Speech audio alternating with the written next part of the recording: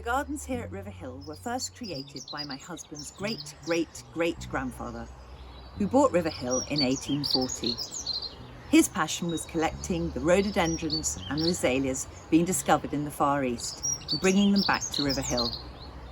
Subsequent generations have continued his passion and the planting, and we now have year-round interest for visitors to enjoy. However, currently, due to the coronavirus, the gardens are closed to visitors, a strange and unprecedented turn of events. Our challenge over the next few weeks will be to get through these difficulties.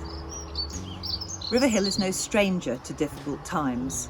Over the past 180 years, the gardens have survived through great wars, financial crises, family tragedy, and of course the Great Storm of '87.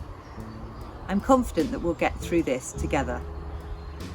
Our aim is to help the community, to continue to raise money for the charities which we support, and of course to maintain the gardens. I've really enjoyed making this film. It's been a great excuse to get out into the gardens and see spring unfolding, and I hope over the next few minutes you will enjoy your submersion into Riverhill. Arriving at Riverhill, the house initially takes centre stage. The main part is older than it looks and dates back to 1710.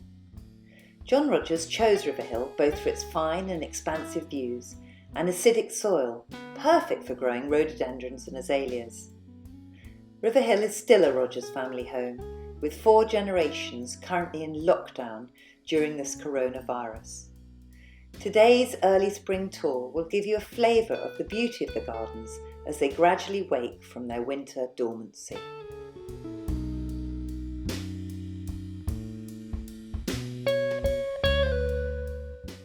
Our first stop is the Walled Garden, redesigned in 2011.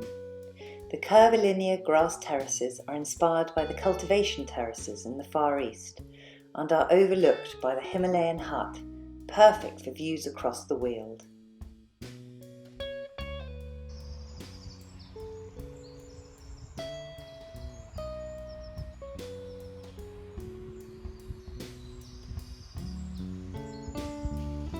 The frothy fountains and the white trunks of the Jackmontii birch look wonderful in today's spring sunshine.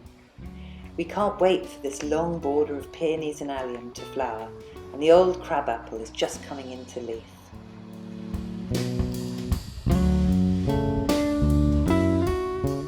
As we look back to the house along the neat rose walk beds, the magnolia and cherry blossom catch our attention, as well as some of the early rhododendron flowering in the jungle.